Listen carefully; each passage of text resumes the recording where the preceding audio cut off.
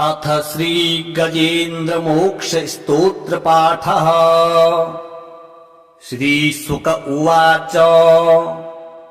एवं व्यवसितो बुद्ध्या समाधाय मनो हृदि जजाप परमं जाप्यं प्राग्जन्म्यनुशिक्षितम्। गजेन्द्र उवाच। ॐ नमो भगवते तस्मै यत् एतच्चिदात्मकम् पुरुषायादिबीजाय परेशायाभिधीमहि। यस्मिन्निदं यदश्चेदं येनेदं य इदं स्वयं योऽस्मात् परस्माच्च परस्तं प्रपद्ये स्वयंभुवम्। यः स्वात्मनीदं निजमाययार्पितं क्वचिद्विभातं क्वच तत्तिरोहितम्। अविद्रदृक्साक्षुभयं तद्दीक्ष्यते स आत्ममूलो वतमां परात्परः।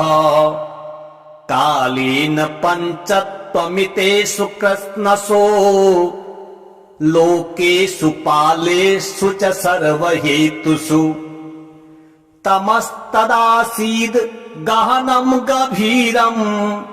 यस्तस्य पारे भिविराजते विभुः न यस्य देवा ऋषयः पदं विदुर्जन्तुः पुनः कोऽर्हति गन्तुमीरितुम्। यथा नटस्याकृतिभिर्विचेष्टतो दुरत्ययानुक्रमणः समावतु। दिदिक्षवो यस्य पदं सुमङ्गलम् विमुक्तसङ्गा मुनयः सुसाधवः। चरन्त्यलोकवृतमवृणं वने भूतात्मभूता सुहृदः समे गतिः। न विद्यते यस्य न जन्म कर्म वा न नाम रूपे गुणदोष एव वा।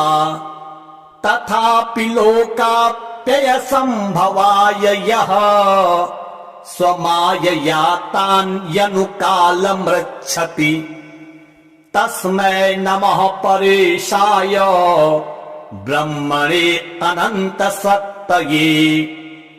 अरूपाय रुरूपाय नमः आश्चर्यकर्मणे। नमः आत्मप्रदीपाय साक्षिणे परमात्मने। नमो गिरां विदुराय मनश्चेतसामपि सत्त्वेन प्रतिलभ्याय नैष्कर्म्येण विपश्चिता। नमः कैवल्यनाथाय निर्वाण सुख संविदे। नमः शान्ताय घोराय मूढाय गुणधर्मिणे। निर्विशेषाय साम्याय नमो ज्ञानघनाय च। क्षेत्रज्ञाय नमस्तुभ्यं सर्वाध्यक्षाय साक्षिणे। पुरुषायात्ममूलाय मूल प्रकृतये नमः। सर्वेन्द्रियगुणदृष्टे सर्वप्रत्यये तवे। असताच्छाय योक्ताय सदा भासाय ते नमः। नमो नमस्ते खिलकारणाय निष्कारणायाद्भुतकारणाय। सर्वागमानमाय महार्णवाय नमोपवर्गाय परायणाय। गुणारणिच्छन्न चिदुष्मपाय तत्क्षोभ विस्फुरजित मानसाय नैष्कर्म्य भावेन विवर्जितागमा स्वयं प्रकाशाय नमस्करोमि मादृक् प्रपन्न पशुपाश विमोक्षणाय मुक्ताय भूरि करुणाय नमोलयाय स्वांसेन सर्वतनुभृन् मनसि प्रतीता प्रत्यग्दृशे भगवते बृहते नमस्ते आत्माप्तजाप्तग्रहवित्तजनेषु शक्तेर् दुष्प्रापणाय गुणसङ्गविवर्जिताय मुक्तात्मभिः स्वहृदये परिभाविताय ज्ञानात्मने भगवते नम ईश्वराय यम धर्म कामार्थ विमुक्ति कामा भजन्त इष्टां गतिमाप्नुवन्ति किं त्वा शिशोरात् यपि देहम् अव्ययम् करोतु मेदाभ्रदयो विमोक्षणम्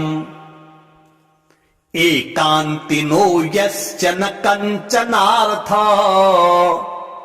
वाञ्छन्ति ये वै भगवत् प्रपन्नाः अत्यद्भुतं तच्चरितं सुमङ्गलम् गायन्त आनन्द समुद्रमग्नाः तमक्षरं ब्रह्म परं परेशम् अव्यक्तमाध्यात्मिकयोगगम्यम् अतीन्द्रियं सूक्ष्ममिवाति दूरम् अनन्तमाद्यं परिपूर्णमीडे यस्य ब्रह्मादयो देवा वेदालोकाश्चराचराः नाम रूप विभेदेन फलगव्याच्च कलया कृताः यथार्चिषोऽग्नेः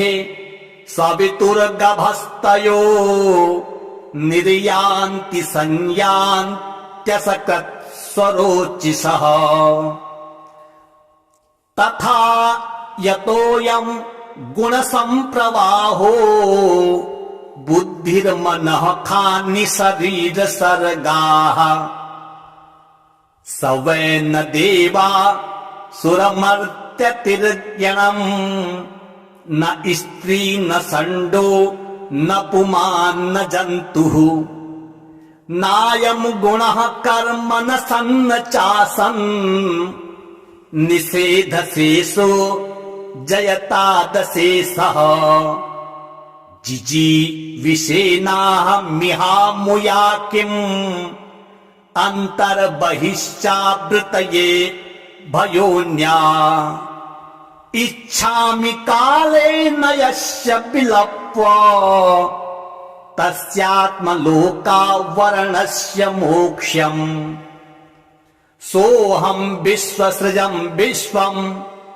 विश्वं विश्ववेदसम् विश्वात्मानवजं ब्रह्म प्रणतोऽस्मि परं पदम् योगरन्धितकर्माणो हृदि योगाविभाविते योगिनो यं प्रपश्यन्ति योगे तं नतोऽस्म्यहम् नमो नमस्तुभ्यमसह्यवेग सत्प्रियायाखिलधिगुणाय प्रपन्नपालाय दुरन्तसत्तये कदिन्द्रियाणामनवाप्यवर्त्मने नायं वेद स्वमात्मानं यच्छक्त्या हन्धिया हतम् तं दुरत्य माहात्म्यम्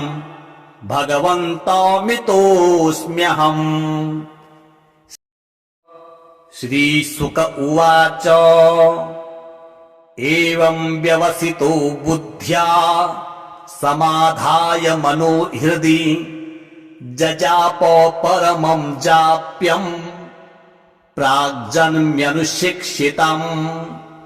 गजेन्द्र उवाच ॐ नमो भगवते तस्मै यत् एतच्चिदात्मकं पुरुषायादिबीजाय परेशायाभिधीमहि। यस्मिन्निदं यदश्चेदं येनेदं य इदं स्वयं योऽस्मात् परस्माच्च परस्तं प्रपद्ये स्वयंभुवम्। यः स्वात्मनीदं निजमाययार्पितं क्वचिद्विभातं क्वच तत्तिरोहितम्। अविद्रदृक्षाक्षुभयं तद्दीक्ष्यते स आत्ममूलो वतमां परात्परः। कालेन पञ्चत्वमितेषु कृत्स्नसो लोकेषु पालेषु च सर्वहेतुषु। तमस्तदासीद् गहनं गभीरं यस्तस्य पारे भिविराजते विभुः। न यस्य देवा ऋषयः पदं विदुर्जन्तुः पुनः कोऽर्हति गन्तुमीरितुम्। यथा न तस्याकृतिभिर्विचेष्टतो दुरत्ययानुक्रमणः समावतु। दिदिक्षवो यस्य पदं सुमङ्गलम् विमुक्तसङ्गा मुनयः सुसाधवः। चरन्त्यलोकवृतमवृणं वने भूतात्मभूता सुहृदः समे गतिः। न विद्यते यस्य न जन्म कर्म वा न नाम रूपे गुणदोष एव वा। तथापि लोकाप्ययसम्भवाय यः स्वमायया तान्यनुकालमृच्छति तस्मै नमः परेशाय ब्रह्मणे अनन्तसत्तये। अरूपाय रुरूपाय नमः आश्चर्यकर्मणे। नम आत्मप्रदीपाय साक्षिणे परमात्मने। नमो गिरां विदुराय मनश्चेतसामपि सत्त्वेन प्रतिलभ्याय नैष्कर्म्येण विपश्चिता। नमः कैवल्यनाथाय निर्वाण सुख संविदे। नमः शान्ताय घोराय मूढाय गुणधर्मिणे। निर्विशेषाय साम्याय नमो ज्ञानघनाय च। क्षेत्रज्ञाय नमस्तुभ्यं सर्वाध्यक्षाय साक्षिणे। पुरुषायात्ममूलाय मूल प्रकृतये नमः। सर्वेन्द्रियगुणदृष्टे सर्वप्रत्यये तवे।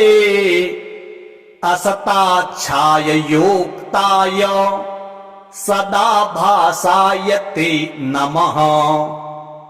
नमो नमस्ते खिलकारणाय निष्कारणायाद्भुतकारणाय। सर्वागमानमाय महार्णवाय नमोपवर्गाय परायणाय। गुणारणिच्छन्न चिदुष्मपाय तत्क्षोभ विस्फुरजित मानसाय। नैष्कर्म्य भावेन विवर्जितागम स्वयं प्रकाशाय नमस्करोमि मादृक् प्रपन्न पशुपाश विमोक्षणाय मुक्ताय भूरि करुणाय नमो लयाय स्वांसेन सर्वतनुभृन् मनसि प्रतीता प्रत्यग्दृशे भगवते बृहते नमस्ते आत्माप्तजाप्तग्रहवित्तजनेषु शक्तेर् दुष्प्रापणाय गुणसङ्गविवर्जिताय मुक्तात्मभिः स्वहृदये परिभाविताय ज्ञानात्मने भगवते नम ईश्वराय यम धर्म कामार्थ विमुक्ति कामा भजन्त इष्टां गतिमाप्नुवन्ति किं त्वा शिशोरात् यपि देहमव्ययम् करोतु मेदाभ्रदयो विमोक्षणम् एकान्तिनो यस्य न कञ्चनार्था वाञ्छन्ति ये वै भगवत प्रपन्नाः अत्यतभुतं तच्चरितं सुमङ्गलम् गायन्त आनन्द समुद्रमग्नाः तमक्षरं ब्रह्म परं परेशम् अव्यक्तमाध्यात्मिकयोगगम्यम् अतीन्द्रियं सूक्ष्ममिवाति दूरम् अनन्तमाद्यं परिपूर्णमीडे यस्य ब्रह्मादयो देवा वेदालोकाश्चराचराः नाम रूप विभेदेन फलगव्याच्च कलया कृताः यथार्चिषोऽग्नेः सवितुर्गभस्तयो निर्यान्ति संयान्त्यसकृत्स्वरोचिषः तथा यतोऽयं गुणसम्प्रवाहो बुद्धिर्मनः खानि शरीरसर्गाः स वै न देवा सुरमर्त्यतिर्यणम् न स्त्री न षण्डो न पुमान् न जन्तुः नायं गुणः कर्म न सन्न चासन् निषेधशेषो जयतादशेषः जिजीविषेणाहमिहामुया किम् अन्तर्बहिश्चावृतये भयोन्या इच्छामि कालेन यस्य विलप्य तस्यात्मलोकावरणस्य मोक्ष्यम् सोऽहं विश्वसृजं विश्वं विश्वं विश्ववेदसं विश्वात्मानवजं ब्रह्म प्रणतोऽस्मि परं पदम् योगरन्धितकर्माणो हृदि योगाविभाविते योगिनो यं प्रपश्यन्ति योगे संतं नतोऽस्म्यहम् नमो नमस्तुभ्यमसह्यवेगा सत्पित्र्यायाखिलधिगुणाय प्रपन्नपालाय दुरन्तसत्तये कदिन्द्रियाणामनवाप्यवर्त्मने नायं वेद स्वमात्मानं यच्छक्या हन्धियाहतं तं दुरत्य माहात्म्यं भगवन्तमितोऽस्म्यहम्। श्रीशुक उवाच एवं व्यवसितो बुद्ध्या समाधाय मनो हृदि जजाप परमं जाप्यं प्राग्जन्म्यनुशिक्षितम् गजेन्द्र उवाच ॐ नमो भगवते तस्मै यत् एतच्चिदात्मकम् पुरुषायादिबीजाय परेशायाभिधीमहि यस्मिन्निदं यदश्चेदं येनेदं य इदं स्वयं योऽस्मात् परस्माच्च परस्तं प्रपद्ये स्वयंभुवम् यः स्वात्मनीदं निजमाययार्पितं क्वचिद्विभातं क्व च तत्तिरोहितम् अविद्रदृक्षाक्षुभयं तद्दीक्ष्यते स आत्ममूलो वतमां परात्परः कालेन पञ्चत्वमितेषु कृत्स्नसो लोकेषु पालेषु च सर्वहेतुषु तमस्तदासीद् गहनं गभीरम् यस्तस्य पारे भिविराजते विभुः न यस्य देवा ऋषयः पदं विदुर्जन्तुः पुनः कोऽर्हति गन्तुमीरितुम् यथा न तस्याकृतिभिर्विचेष्टतो दुरत्ययानुक्रमणः समावतु दिदिक्षवो यस्य पदं सुमङ्गलम् विमुक्तसङ्गा मुनयः सुसाधवः चरन्त्यलोकवृतमवृणं वने भूतात्मभूता सुहृदः समे गतिः न विद्यते यस्य न जन्म कर्म वा न नाम रूपे गुणदोष एव वा तथापि लोकाप्ययसम्भवाय यः स्वमायया तान्यनुकालमृच्छति तस्मै नमः परेशाय ब्रह्मणे अनन्तसत्तये अरूपाय रुरूपाय नमः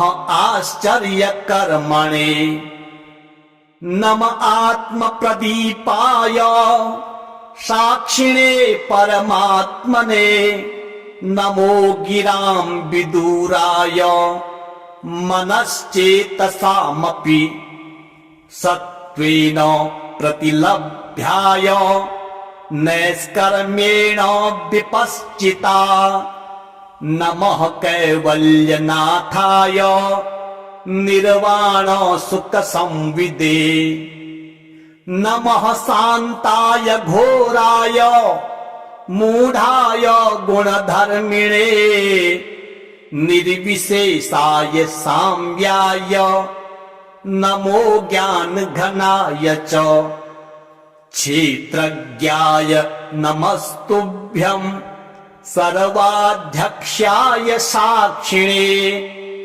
पुरुषायात्ममूलाय मूल प्रकृतये नमः सर्वेन्द्रियगुणदृष्टे सर्वप्रत्यये तवे असताच्छाय योक्ताय सदा भासाय ते नमः नमो नमस्ते खिलकारणाय निष्कारणायाद् भूतकारणाय सर्वागमानमाय महार्णवाय नमोपवर्गाय परायणाय गुणारणिच्छन्न चिदुष्मपाय ततक्षोभ विस्फुरजितमानसाय नैष्कर्म्य भावेन विवर्जितागम स्वयं प्रकाशाय नमस्करोमि मादृक् प्रपन्न पशुपाश विमोक्षणाय मुक्ताय भूरि करुणाय नमोलयाय स्वांसेन सर्वतनुभृन् मनसि प्रतीता प्रत्यग्दृशे भगवते बृहते नमस्ते आत्माप्तजाप्तग्रहवित्तजनेषु शक्तेर् दुष्प्रापणाय गुणसङ्गविवर्जिताय मुक्तात्मभिः स्वहृदये परिभाविताय ज्ञानात्मने भगवते नम ईश्वराय यम धर्म कामार्थ विमुक्ति कामा भजन्त इष्टां गतिमाप्नुवन्ति किं त्वा शिशोरात् यपि देहमव्ययम् करोतु मेदाभ्रदयो विमोक्षणम् एकान्तिनो यश्च न कञ्चनार्था वाञ्छन्ति ये वै भगवत प्रपन्नाः अत्यतभुतं तच्चरितं सुमङ्गलम् गायन्त आनन्द समुद्रमग्नाः तमक्षरं ब्रह्म परं परेशम् अव्यक्तमाध्यात्मिकयोगगम्यम् अतीन्द्रियं सूक्ष्ममिवातिदूरम् अनन्तमाद्यं परिपूर्णमीडे यस्य ब्रह्मादयो देवा वेदालोकाश्चराचराः नाम रूप विभेदेन फलगव्या च कलया कृताः यथार्चिषोऽग्नेः सवितुर्गभस्तयो निर्यान्ति संयान्त्यसकृत्स्वरोचिषः तथा यतोऽयं गुणसम्प्रवाहो बुद्धिर्मनः खानि शरीरसर्गाः स वै न देवा सुरमर्त्यतिर्यणम् न स्त्री न षण्डो न पुमान् न जन्तुः नायं गुणः कर्म न सन्न चासन् निषेधशेषो जयतादशेषः जिजीविषेणाहमिहामुया किम् अन्तर्बहिश्चावृतये भयोन्या इच्छामि कालेन यस्य विलप्य तस्यात्मलोकावरणस्य मोक्ष्यम् सोऽहं विश्वसृजं विश्वं विश्वं विश्ववेदसं विश्वात्मानवजं ब्रह्म प्रणतोऽस्मि परं पदम् योगरन्धितकर्माणो हृदि योगाविभाविते योगिनो यं प्रपश्यन्ति योगे तं नतोऽस्म्यहम् नमो नमस्तुभ्यमसह्यवेग सत्प्रियायाखिलधिगुणाय प्रपन्नपालाय दुरन्तसत्तये कदिन्द्रियाणामनवाप्यवर्त्मने नायं वेद स्वमात्मानं यच्छक्या हन्धिया हतं तं दुरत्य माहात्म्यं भगवन्तमितोऽस्म्यहम्। श्रीशुक उवाच एवं व्यवसितो बुद्ध्या समाधाय मनो हृदि जजाप परमं जाप्यं प्राग्जन्म्यनुशिक्षितम्। गजेन्द्र उवाच ॐ नमो भगवते तस्मै यत् एतच्चिदात्मकम् पुरुषायादिबीजाय परेशायाभिधीमहि यस्मिन्निदं यदश्चेदं येनेदं य इदं स्वयं योऽस्मात् परस्माच्च परस्तं प्रपद्ये स्वयं भुवम् यः स्वात्मनीदं निजमाययार्पितं क्वचिद्विभातं क्व च तत्तिरोहितम् अविद्रदृक्षाक्षुभयं तद्दीक्ष्यते स आत्ममूलो वतमां परात्परः कालेन पञ्चत्वमितेषु कृत्स्नसो लोकेषु पालेषु च सर्वहेतुषु तमस्तदासीद् गहनं गभीरम् यस्तस्य पारे भिविराजते विभुः न यस्य देवा ऋषयः पदं विदुर्जन्तुः पुनः कोऽर्हति गन्तुमीरितुम् यथा न तस्याकृतिभिर्विचेष्टतो दुरत्ययानुक्रमणः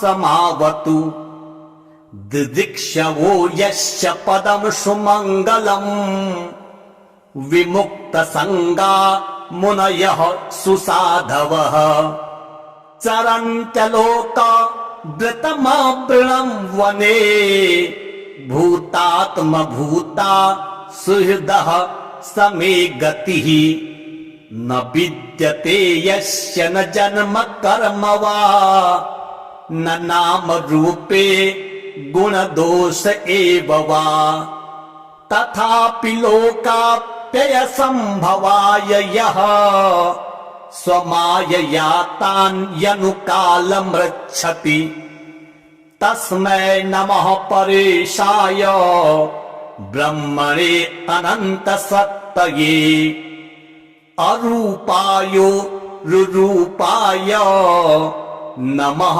आश्चर्यकर्मणे नम आत्मप्रदीपाय साक्षिणे परमात्मने नमो गिरां विदुराय मनश्चेतसामपि सत्त्वेन प्रतिलभ्याय नैष्कर्म्येण विपश्चिता नमः कैवल्यनाथाय निर्वाण सुख संविदे नमः शान्ताय घोराय मूढाय गुणधर्मिणे निर्विशेषाय साम्याय नमो ज्ञानघनाय च क्षेत्रज्ञाय नमस्तुभ्यं सर्वाध्यक्षाय साक्षिणे पुरुषायात्ममूलाय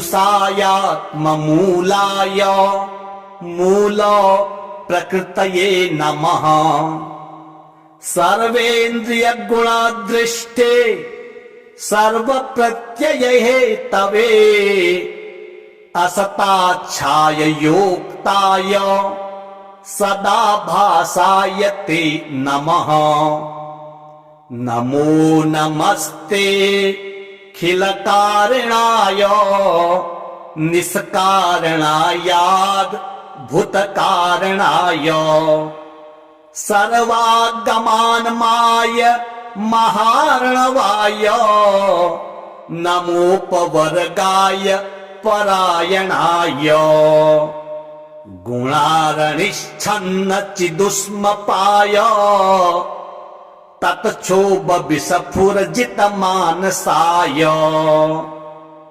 नैष्कर्म्यभावेन विवर्जितागमा स्वयं प्रकाशाय नमस्करोमि मादृक् प्रपन्न पशुपाश विमोक्षणाय मुक्ताय भूरि करुणाय नमो लयाय स्वांसेन सर्वतनुभृन् मनसि प्रतीता प्रत्यग्दृशे भगवते बृहते नमस्ते।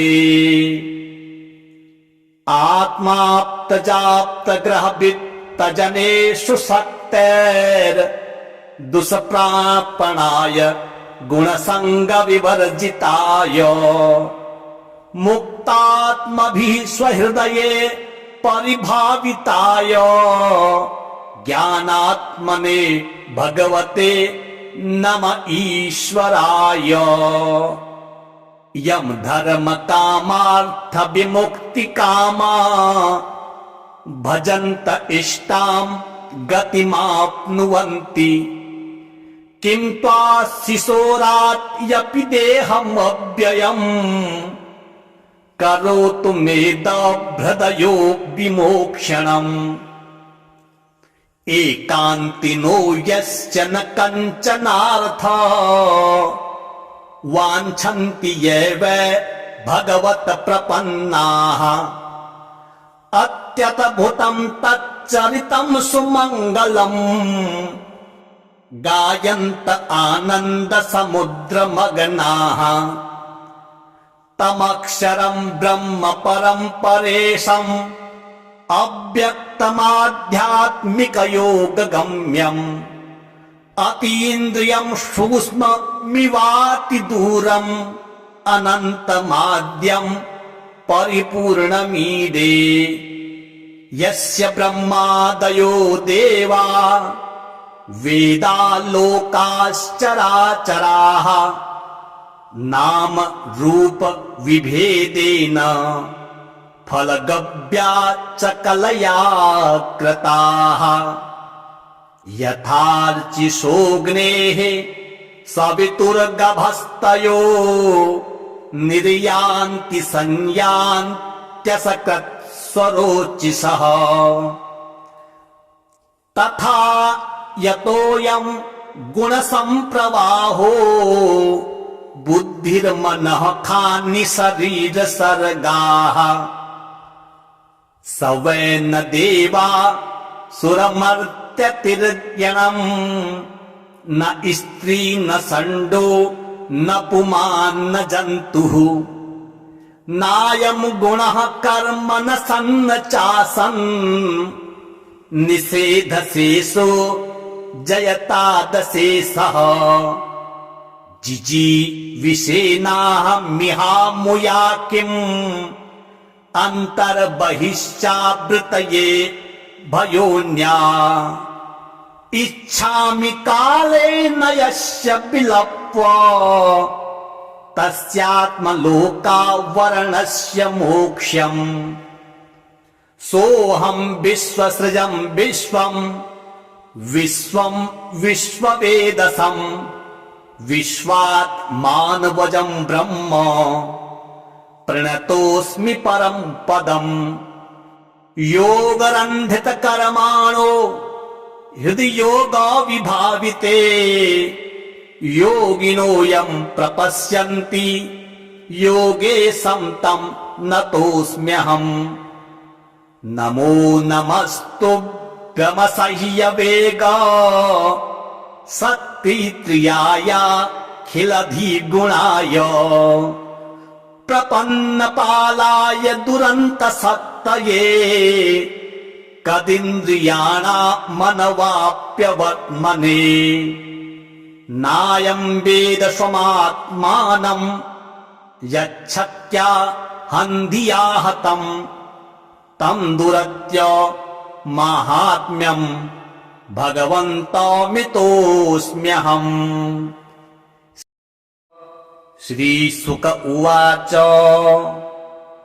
एवं व्यवसितो बुद्ध्या समाधाय मनो हृदि जजाप परमं जाप्यं प्राग्जन्म्यनुशिक्षितम्। गजेन्द्र उवाच ॐ नमो भगवते तस्मै यत् एतच्चिदात्मकम् पुरुषायादिबीजाय परेशायाभिधीमहि।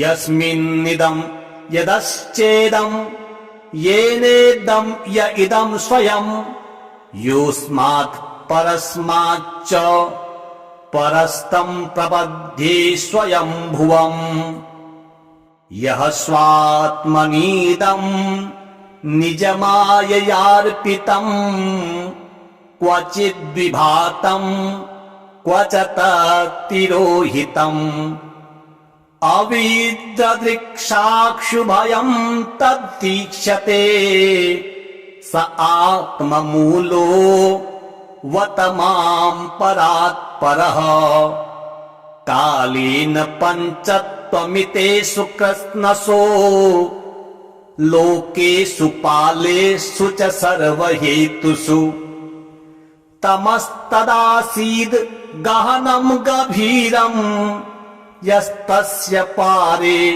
भिविराजते विभुः न यस्य देवा ऋषयः पदं विदुर्जन्तुः पुनः कोऽर्हति गन्तुमीरितुम् यथा न तस्याकृतिभिर्विचेष्टतो दुरत्ययानुक्रमणः समावतु दिदिक्षवो यस्य पदं सुमङ्गलम् विमुक्तसङ्गा मुनयः सुसाधवः चरन्त्यलोकवृतमावृणं वने भूतात्मभूता सुहृदः समे गतिः न विद्यते यस्य न जन्म कर्म वा न नाम रूपे गुणदोष एव वा तथापि लोकाप्ययसम्भवाय यः स्वमायया तान्यनुकालमृच्छति तस्मै नमः परेशाय ब्रह्मणे अनन्तसत्तये अरूपाय रुरूपाय नमः आश्चर्यकर्मणे नम आत्मप्रदीपाय साक्षिणे परमात्मने नमो गिरां विदुराय मनश्चेतसामपि सत्त्वेन प्रतिलभ्याय नैष्कर्म्येण विपश्चिता नमः कैवल्यनाथाय निर्वाण सुख संविदे नमः शान्ताय घोराय मूढाय गुणधर्मिणे निर्विशेषाय साम्याय नमो ज्ञानघनाय च क्षेत्रज्ञाय नमस्तुभ्यं सर्वाध्यक्षाय साक्षिणे पुरुषायात्ममूलाय मूल प्रकृतये नमः सर्वेन्द्रियगुणदृष्टे सर्वप्रत्यये तवे असताच्छाय योक्ताय सदा भासाय ते नमः नमो नमस्ते खिलकारणाय निष्कारणायाद् भूतकारणाय सर्वागमानमाय महार्णवाय नमोपवर्गाय परायणाय गुणारणिच्छन्न चिदुष्मपाय तत्क्षोभविस्फुरजितमानसाय नैष्कर्म्यभावेन विवर्जितागमा स्वयं प्रकाशाय नमस्करोमि मादृक् प्रपन्न पशुपाश विमोक्षणाय मुक्ताय भूरि करुणाय नमो लयाय स्वांसेन सर्वतनुभृन् मनसि प्रतीता प्रत्यग्दृशे भगवते बृहते नमस्ते आत्माप्तजाप्तग्रहवित्तजनेषु सक्त मुक्तेर दुष्प्रापणाय गुणसंग विवर्जिताय मुक्तात्मभिः स्वहृदये परिभाविताय ज्ञानात्मने भगवते नम ईश्वराय यम धर्म कामार्थ विमुक्ति कामा भजन्त इष्टां गतिमाप्नुवन्ति किं त्वा शिशोरात् यपि देहम् अव्ययम् करोतु मेदभृदयो विमोक्षणम् एकान्तिनो यस्य न कञ्चनार्थ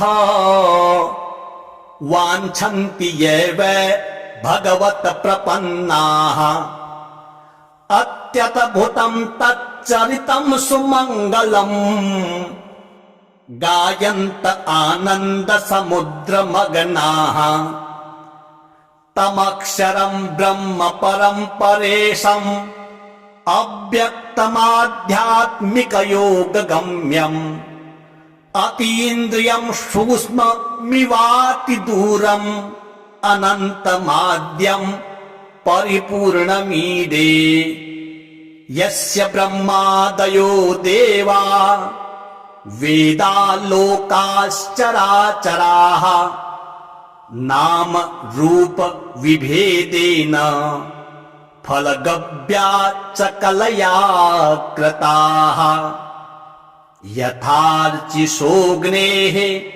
सवितुर्गभस्तयो निर्यान्ति संयान्त्यसकृत्स्वरोचिषः तथा यतोऽयं गुणसम्प्रवाहो बुद्धिर्मनः खानि शरीरसर्गाः स वै न देवा सुरमर्त्यतिर्यणम् न स्त्री न षण्डो न पुमान् न जन्तुः नायं गुणः कर्म न सन्न चासन् निषेधशेषो जयतादशेषः जिजीविषेनाहमिहामुया किम् अन्तर्बहिश्चावृतये भयोन्या इच्छामि कालेन यस्य विलप्य तस्यात्मलोकावरणस्य मोक्ष्यम् सोऽहं विश्वसृजं विश्वं विश्वं विश्ववेदसम् विश्वात्मानवजं ब्रह्म प्रणतोऽस्मि परं पदम् योगरन्धितकर्माणो हृदि योगविभाविते योगिनो यं प्रपश्यन्ति योगे तं नतोऽस्म्यहम् नमो नमस्तुभ्यमसह्यवेग सत्प्रियायाखिलधिगुणाय प्रपन्नपालाय दुरन्तसत्तये कदिन्द्रियाणामनवाप्यवर्त्मने नायं वेद स्वमात्मानं यच्छक्त्या हन्धिया हतम् तं दुरत्य माहात्म्यम् भगवन्तमितोऽस्म्यहम्। श्रीशुक उवाच एवं व्यवसितो बुद्ध्या समाधाय मनो हृदि जजाप परमं जाप्यम् प्राग्जन्म्यनुशिक्षितम्। गजेन्द्र उवाच ॐ नमो भगवते तस्मै यत् एतच्चिदात्मकम् पुरुषायादिबीजाय परेशायाभिधीमहि यस्मिन्निदं यदश्चेदं येनेदं य इदं स्वयं योऽस्मात् परस्माच्च परस्तं प्रपद्ये स्वयं भुवम्। यः स्वात्मनीदम् निजमाययार्पितम् क्वचिद्विभातम् क्व च तत्तिरोहितम् अविद्रदृक्षाक्षुभयम् तद्दीक्ष्यते स आत्ममूलो वतमाम् परात्परः कालेन पञ्चत्वमितेषु कृत्स्नसो लोकेषु पालेषु च सर्वहेतुषु तमस्तदासीद् गहनम् गभीरम् यस्तस्य पारे भिविराजते विभुः न यस्य देवा ऋषयः पदम् विदुर्जन्तुः पुनः कोऽर्हति गन्तुमीरितुम् यथा नटस्याकृतिभिर्विचेष्टतो दुरत्ययानुक्रमणः समावतु दिदिक्षवो यस्य पदम् सुमङ्गलम् विमुक्तसङ्गा मुनयः सुसाधवः चरन्त्यलोकवृतमवृणम् वने भूतात्मभूता सुहृदः समे गतिः न विद्यते यस्य न जन्म कर्म वा न नाम रूपे गुणदोष एव वा तथापि लोकाप्ययसम्भवाय यः स्वमायया तान्यनुकालमृच्छति तस्मै नमः परेशाय ब्रह्मणे अनन्तसत्तये अरूपायो रुरूपाय नमः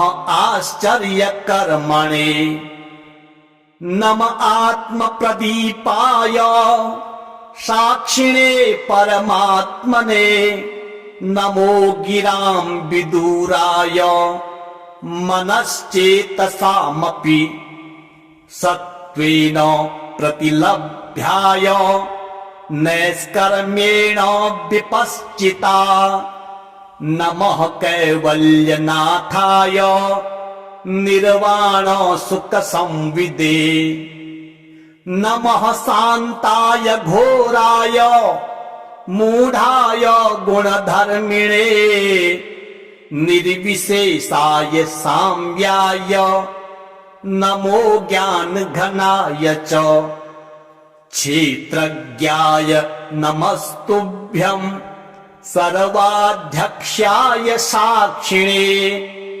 पुरुषायात्ममूलाय मूल प्रकृतये नमः सर्वेन्द्रियगुणदृष्टे सर्वप्रत्यये तवे असताच्छाय योक्ताय सदा भासाय ते नमः नमो नमस्ते खिलकारणाय निष्कारणायाद् भूतकारणाय सर्वागमानमाय महार्णवाय नमोपवर्गाय परायणाय गुणारणिच्छन्न चिदुष्मपाय तत्क्षोभविस्फुरजितमानसाय